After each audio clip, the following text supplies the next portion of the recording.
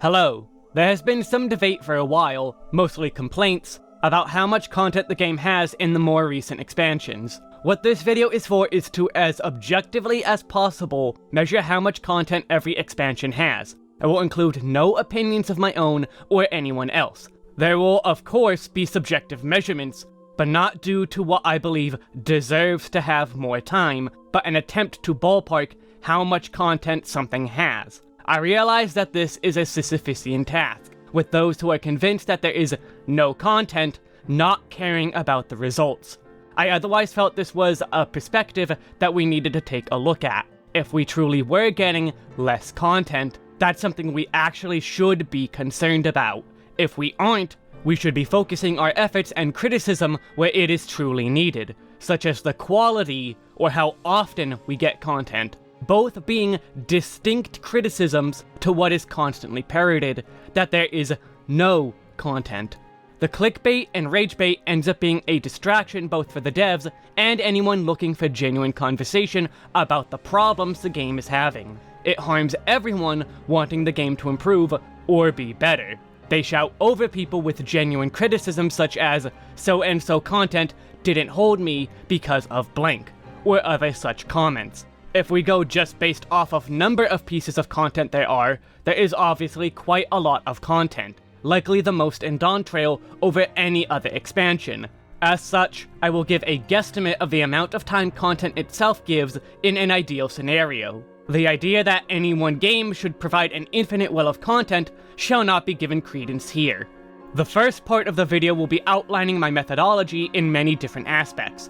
I will attempt to explain and justify specific measurements due to the fact that there is no fully objective way to measure everything that accounts for all playstyles, skill levels, or other player-to-player factors. Something that might take someone an hour could take another player 2 hours. I will only be aiming to give a measure that, hopefully, people agree with as a possible average. I will arrive at these numbers based on the criteria I outline in Part 1. I will not be going for literal time for those same reasons. The second part of the video will be giving the final totals expansion by expansion. The final section will be tying up any loose ends, along with giving the final totals side by side. You are free to discuss my measurements and what you would have done in the comments. I also greatly encourage you to try this exercise yourself, using this video as a baseline methodology. Just be warned that this again is aiming to be objective. The most important factor to this video is the first section. Deviating from what I attempt to outline will be deviating from the topic at hand, explained further via the section itself. If you appreciate the work I attempted here, or wish to see guides or more opinionated videos of mine, please like the video and subscribe. You can also follow my Twitch channel and other socials linked below. I am far more expressive when ad-libbing and unscripted streaming. You can also give me money on Patreon for early access to videos and scripts. This video is meant to be boring on purpose as part of the objectivity. I will be keeping jokes to a minimum and may include a small entertainment screen in the bottom right, so this is not purely boring voiceovers and text. Let us begin with a methodology. My measurements will be assuming on-content play. As we can distinctly prove, power creep has become a major problem for the length and difficulty of different pieces of content. It does not seem correct to remove content from an expansion for what future updates did to it, rather than how it was designed. On the same token, enjoyment and quality are entirely non-factors. Beyond the idea of different players enjoying different things, one player might find a specific duty to be worthless to them personally, while another might value it above all others. One player may find Palace of the Dead the worst in the game, while deep dungeon aficionados like Angelus, Demetus, or Finn would have a few choice words for this player. Those words likely involving them trying to do Palace of the Dead with said player to show them why the content is fun. Another example being casual players rejecting high-end raiding, or vice versa. The same applies to content the player base as a whole has shunned. The Diadem and The Diadem are content no players have access to, content that was deemed so poor and shunned so greatly they were removed from the game. While the player base at large rejected the content, The Diadem and The Diadem were still content you could play at their launches and until their removal. I will be giving every piece of content a time value, rather than purely going off of number of pieces of content. This way we do not count a singular dungeon the same as a field content. A single field instance will have many more enemies and potential activities than any one dungeon. We cannot simply count number of unique encounters either, as some encounters take longer or have built-in learning time like the harder pieces of content.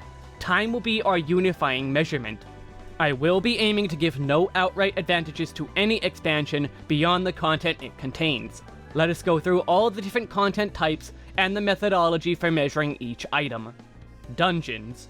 Different expansions include different numbers of dungeons. Different dungeons have different difficulties and slight length differences. Despite this, dungeons are seemingly designed with a specific intent of 20 to 30 minutes per run, with trusts and duty support aiming for about 30 minutes on a normal run. Even infamous examples like Aurum Vale that consistently would see issues in completion, all dungeons will be given the same assumed length of 25 minutes. Trials. Once again, most trials seem to have around the same length, with obvious exceptions such as pre-nerf versions of Steps of Faith, Final Steps of Faith, or Shinryu. They will be given a baseline of 6 minutes per duty. Normal raids. Similar to dungeons and trials, I will put these at 7 minutes each, slightly more than a trial, but not much to account for how modern raids are just glorified trials. Alliance raids. Conversely, we have seen some extreme variance in duty length with these duties. Near raids have been longer on average compared to many other duties, even before gear creep. Giving these duties extra time may seem objective, but steps even deeper into philosophical debate. Does length of a duty inherently mean more content? A slow boss with lots of HP and 10 unique attacks is worth the same as a fast boss with low HP and 10 unique attacks? The difficulty of each boss has a different value? This means subjectively applying worth to each encounter, which I've already been trying to avoid with the other duty types. In the content that difficulty is the draw, it might make sense to attempt some application, but we are still in the realm of casual content. As such, all Alliance raids will be rated at 40 minutes each. Extreme Trials and Savage Raids. This is where discussions of difficulty will start to become relevant. These duties are designed in such a way where challenge is part of the reason you play and enjoy these duties. As an inherent design element, the act of repeating the same parts of the duty to get further is now a feature. This is different to casual content that is typically made to be doable in a single run, no wipes. So how do we objectively measure this idea? Some duties are obviously made far harder than others. A Thornton Extreme is a far more complex fight than a Bismarck Extreme. Further, scale of plays becomes a much more pronounced factor. Rather than a few minutes shaved off per new dungeon, the difference between first-time clears can be many hours. I want to attempt to put a number that either balances all criteria or ignores them entirely, partly due to the fact that the final number will not be swayed that much by these minute details overall. I expect no more than a 5% error margin by the end. A large number for proper scientific purposes, but hardly noteworthy in an experiment like this, and partly because the dataset would be so wide, even across more difficult fights. The most concrete dataset we would have going into these harder duties is world-first clears, but that is worthless in the face of most players not being that skilled or not going in blind. As such, I'm going to give the following numbers. Extreme Trials are worth 2 full lockouts, 2 hours. Savage Raids, I'm going to try the number of 6 hours. This should balance the fact that the duties get harder the further you get in a tier, while also trying to measure the more average experience with Savage.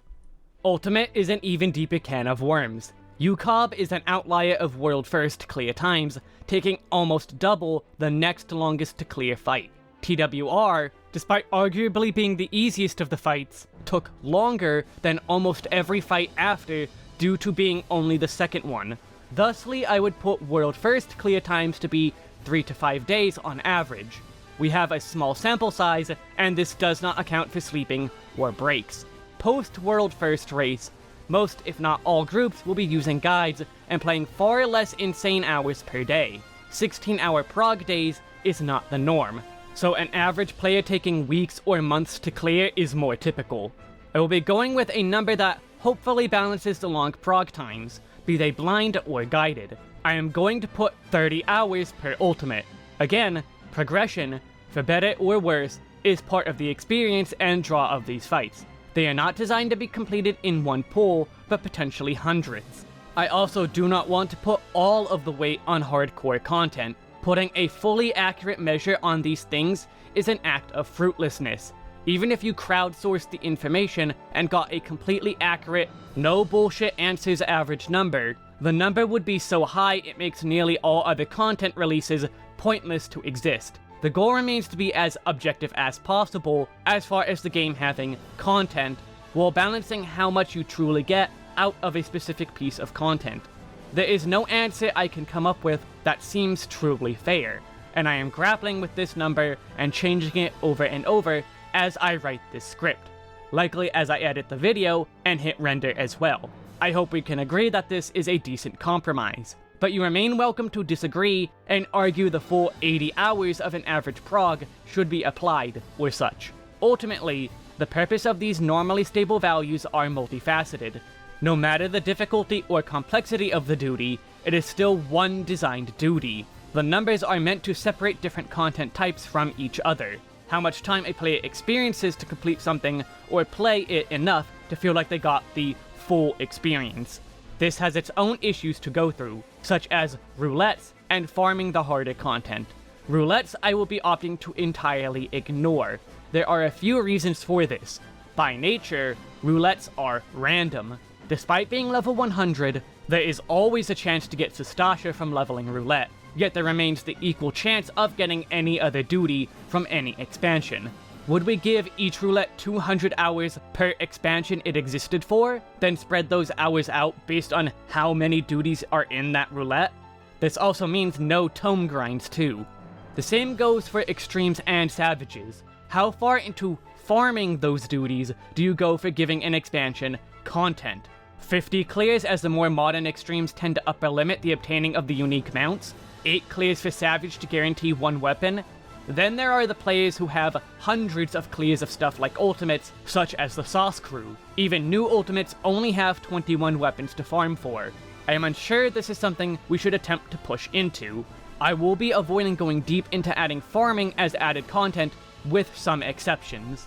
Then there are achievements. Achievement hunters like me get enjoyment out of doing achievements, yet there are some achievements that even we would tend to say is too much, such as the 10,000 Accursed Hordes of Deep Dungeons.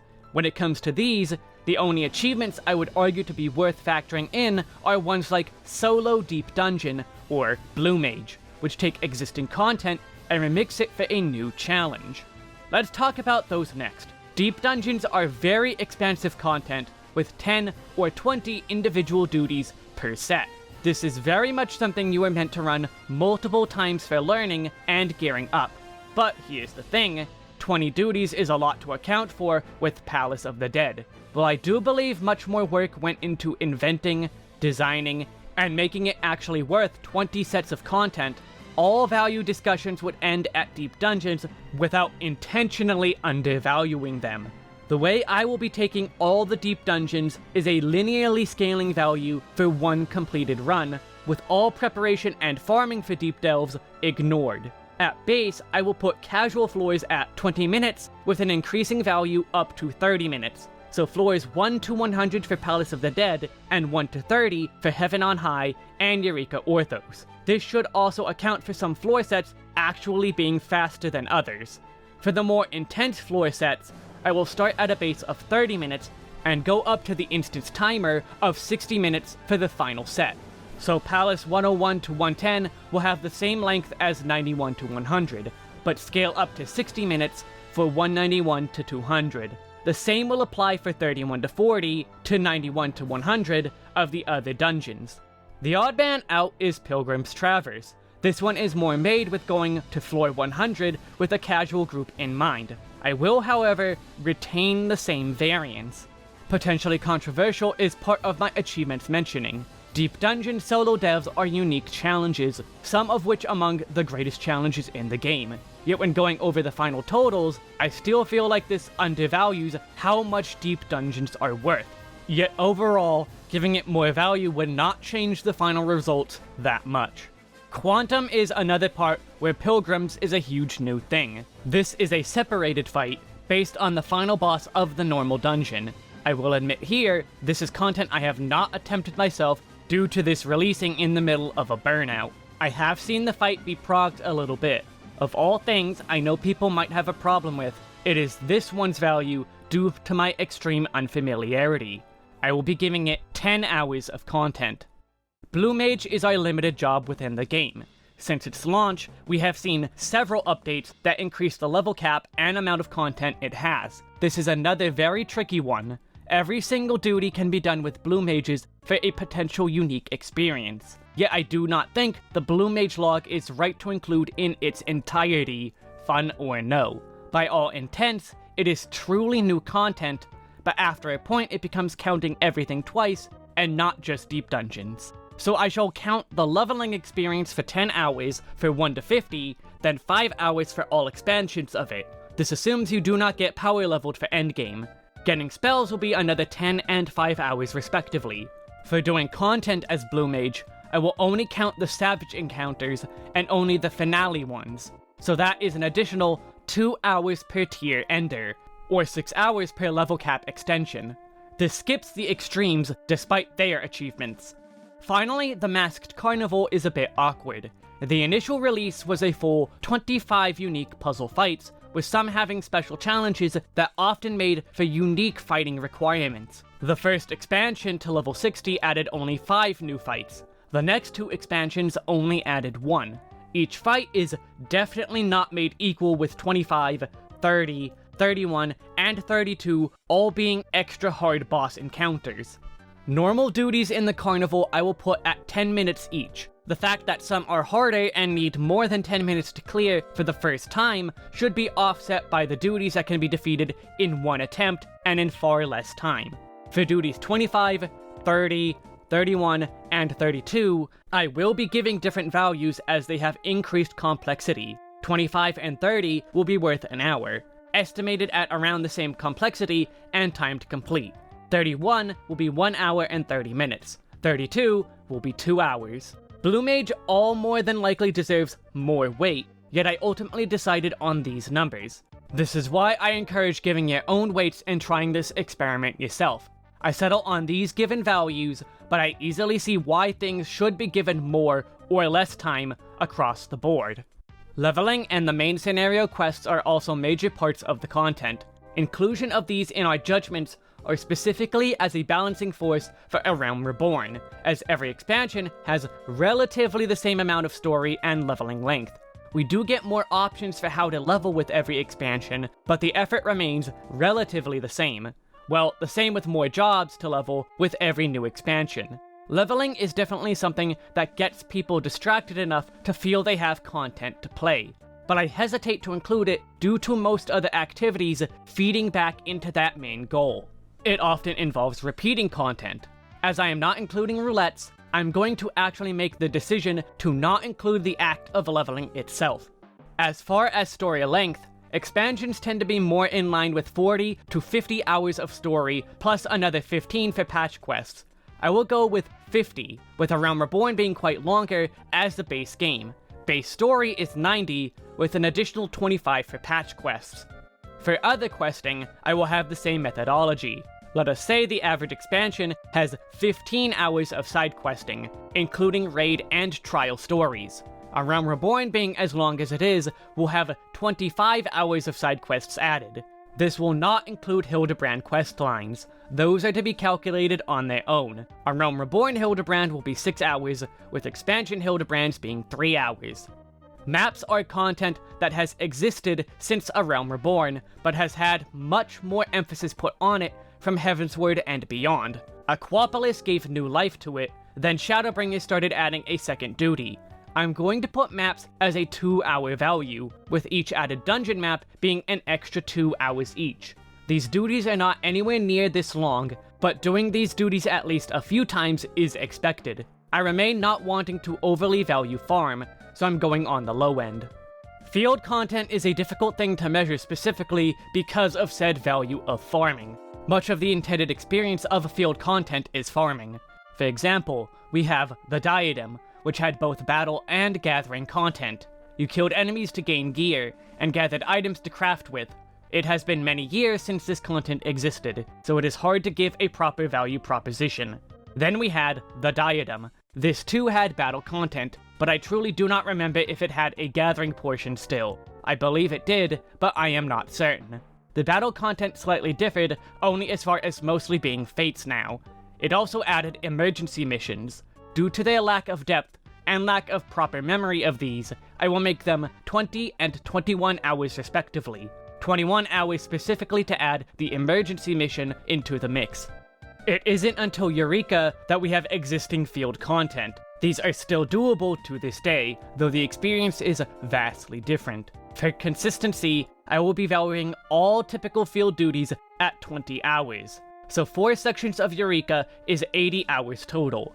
Again, farming the content is part of the experience, with an upper limit expected on how much a player will feel there was value. The Baldesian Arsenal will be its own extra few hours. A proper guided clear will only be a few hours at most, but had puzzles and mechanics that required learning. I will give it 10 hours to account for prog and potential few runs for fun. We will go through a similar process with Shadowbringers and Bogia, 2 zones for 20 hours each. However, they also added casual raids in the duties along with the duels. To factor these in, I will give them each a bonus 10 hours, for 30 hours each.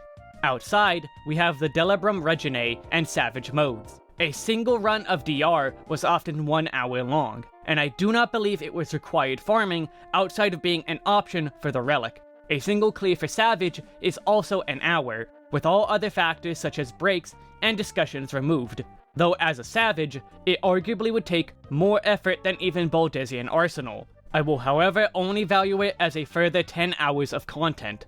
Coincidentally, this is how many hours it would take for a full gear set from the duty. Shadowbringers was also the introduction of the Diadem.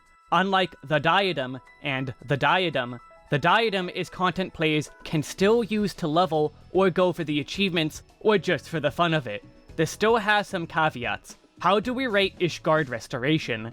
I am aiming to go based on at-launch value, yet at the same time, a huge number of players were unable to experience the content due to congestion or just not being available for the actual restoration portions.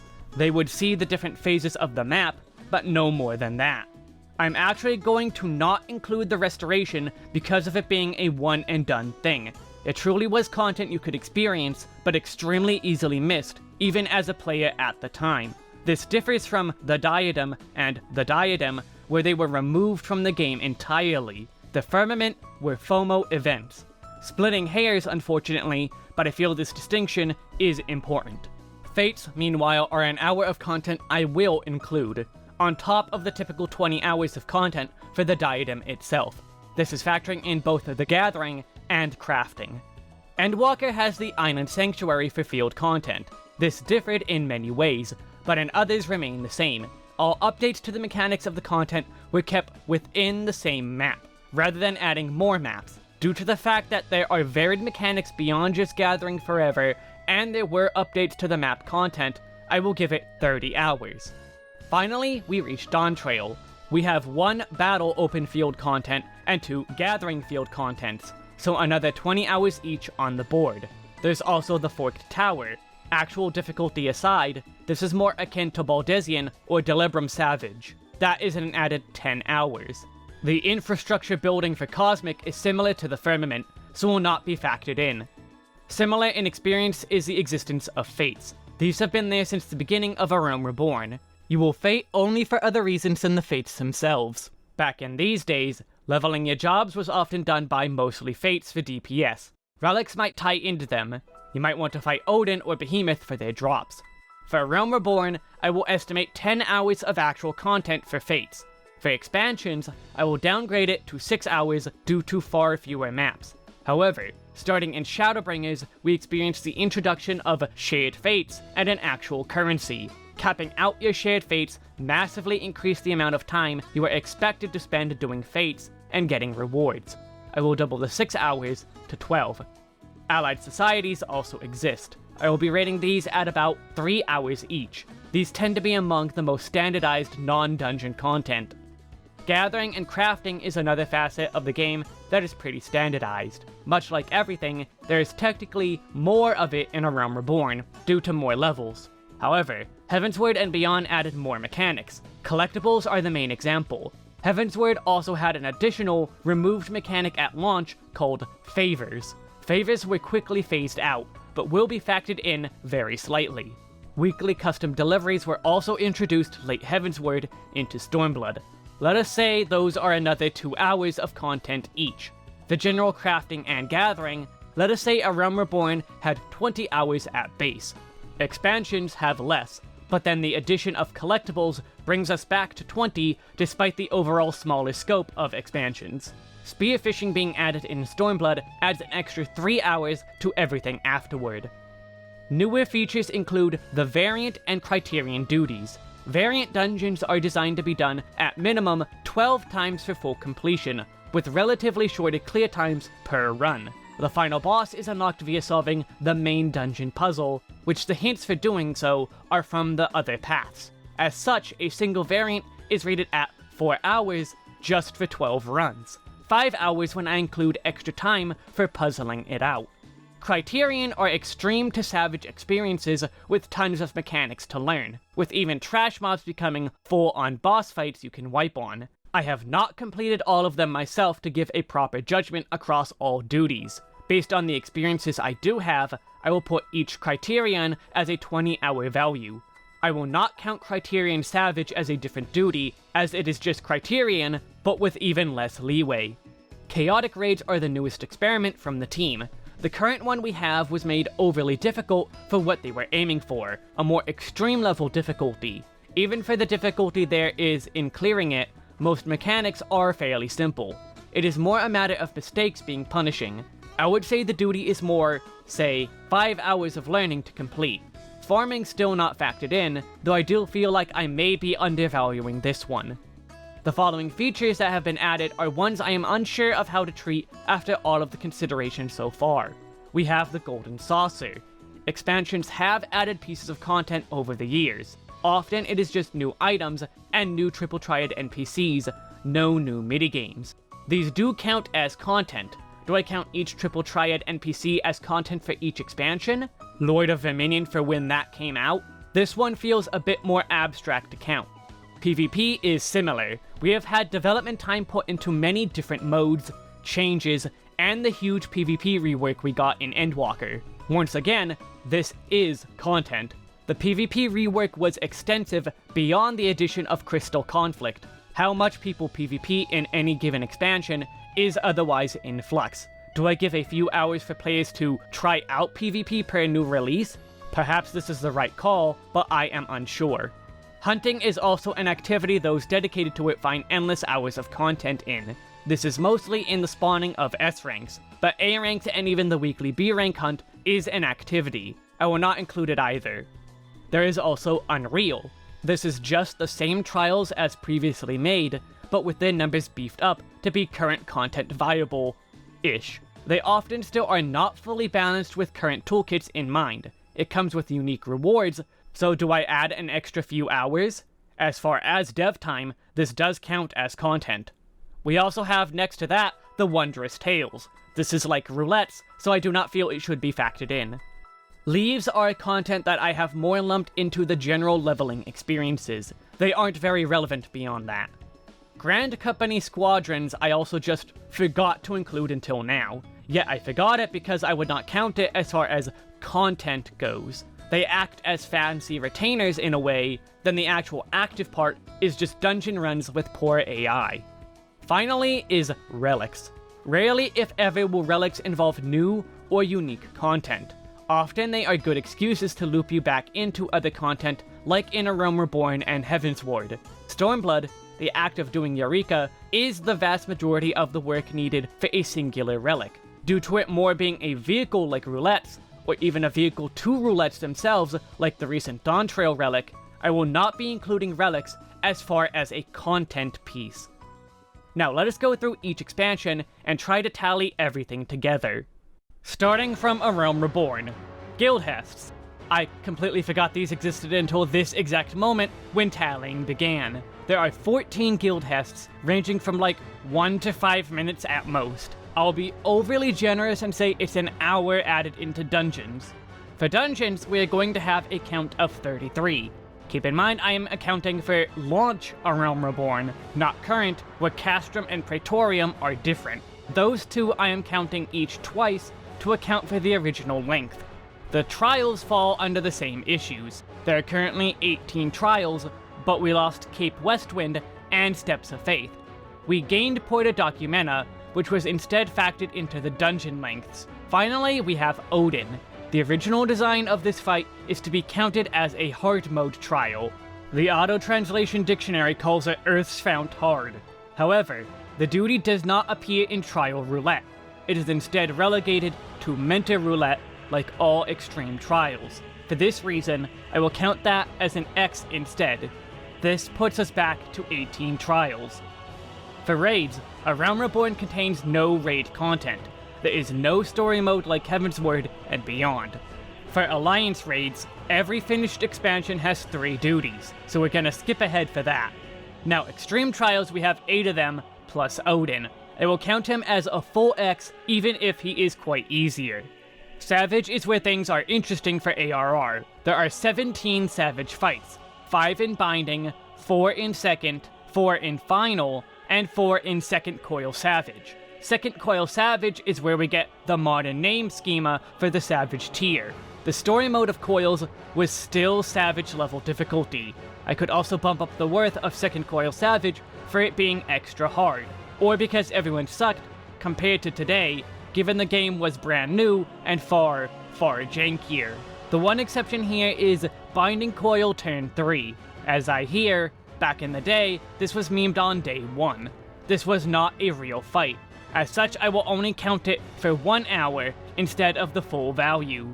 Moving on to the main story, A Realm Reborn is the longest by far, especially before the cuts they made. I am combining all patches into one large 115-hour time. Side questing is 31 hours total, including a lot of Hildebrand. Maps were very basic in A Realm Reborn. Fates had a lot of them in every zone, and could be given many extra hours to the fact that it was amazing for leveling. Most everyone would do some job leveling via Fates back in the day. I will not give it that extra bonus though. There was also 5 allied societies back in the day. Finally, the Disciples of Hand and Land are given 20 hours of general play. Moving on to Heavensward, we're going to see a general drop in a few numbers due to not being a base game. We don't have 50 levels of leveling, only 10. By nature of that, and expert dungeons being scaled back slightly, we only have 18 dungeons. Trials, we only had 7. Raids are brand new to Heavensward, so that is a small amount of content. Remember, I'm not factoring in doing weeklies for token drops, just it being a new experience. This is standard going forward. Extreme Trials we have 7 of, with Savage now being the standard 12 fights. Deep Dungeons are new to Heavensward, with Palace of the Dead the longest of them all. I will be counting full climbs twice. Solo clears are a unique enough experience to count it. All the farming and learning to get there is not included, though it is likely more accurate to count a full 3rd run instead of just 2. Our quest times are much lower because expansions have less in general.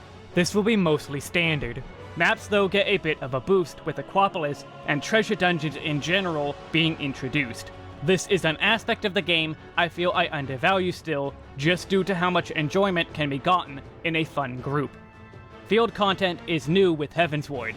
While it failed both times, we did get 2 diadem attempts. Fates and Allied Society also drop off. Only 6 zones and much less leveling to do. Only 3 Allied Societies. Crafting and Gathering are given a slight increase due to all the new mechanics, plus custom deliveries being introduced here. Stormblood we drop down a bit again for dungeons with even less expert dungeons. Only 15 of them. Trials, we have a whopping 9 thanks to a Hildy trial and Monster Hunter. Monhun is also why we have 8 extreme trials. Stormblood introduces ultimates, with it having 2. Our deep dungeon was Heaven on High. It is smaller than Palace of the Dead, but still a length of time to complete both sides of the content. We also see Blue Mage introduced at the tail end of the expansion with a lot of content to do, which is also why maps saw an increase, with there being 2 map dungeons now. The big content of Stormblood is Eureka, 4 zones plus the arsenal. We have 3 societies and 3 custom delivery NPCs. Finally, spearfishing is introduced and gives more content to crafting and gathering. Shadowbringers was an era of big changes, and the era of COVID. We lost more dungeons and didn't see much new. Only 13 dungeons and 7 trials. Extreme trials still remain at 8 thanks to Varus Extreme. We only had 1 ultimate though, thanks to COVID, and dev team admitted poor time budgeting. Blue Mage is even more content here for the fact that we had 2 updates, 1 to 60 and 1 to 70. Side questing is reduced to only 15 hours because there was no Hildebrand questline. Maps, we have 2 dungeons again. Field content, well, we had only 2 maps. We gained the raids of Bozia plus the Savage raid. There's also the Diadem and all the farming you might do with that. Remember that I am not counting the rebuilding efforts themselves, at most the Fates. For Fates, we have gained the gem system and shared fate. Due to this system, there is now a grind that is expected to unlock a bunch of new rewards, though you can also throw gil at them usually. Endwalker is the start of when people started to say, we have no content. Dungeons are going to stay at 13 per expansion. Trials will be 7, but we have 8 here thanks to the Azura trial at the end of Hildebrand. Extremes, we didn't get a bonus one. We got back to 2 ultimates here, and we have a deep dungeon in Orthos. Blue Mage only got 1 update here, but the hardest fight in the Carnival. Side questing we boost back up thanks to the Hildebrand relics, though it doesn't seem all that more expansive of quests despite this. Field content is way down though, with only the Island Sanctuary, no battlefield content. New to Endwalker though is Variant and Criterion, with there being a whole 3 duties. Finally, we make it to Dawntrail. Dawntrail has only 11 dungeons, 6 trials, 8 raids, 2 alliance raids, 6 extreme trials, 8 savages, and 1 ultimate. We have a deep dungeon, but that has added on Quantum. The main story, we only have 59 hours of content, and only 16 hours of side questing. Field content, we have Occult's first map, and 2 maps of Cosmic, plus Forked Tower. Maps, Fates, Allied Society, and Gatherers stay on par with everything else. We only have 1 custom delivery, but we got a chaotic raid. Keep in mind that going through all this, I found several issues between hours counted and what I wrote on the table. If there are any inconsistencies, I apologize for them. This ended up being more work than I expected with the tallying bit. This is separate to disagreeing with my values. This is me putting the wrong ones entirely. That aside, while I have not included stuff like PvP, relics, and any other relevant content, we have our final values. We have a Realm Reborn with 326 hours and 33 minutes of content. The smaller scope first expansion of Heavensward is 286 hours, 50 minutes. Stormblood sees a huge increase up to 425 hours and 33 minutes. COVID Criminal Shadowbringers takes a small hit to 403 hours and 41 minutes. Endwalker has no content, yet recovered to 430 hours and 37 minutes. Finally, Dawntrail has a measly, pitiful 322 hours and 35 minutes of content. So it's proven, Dawntrail does indeed have less content, and by a huge margin.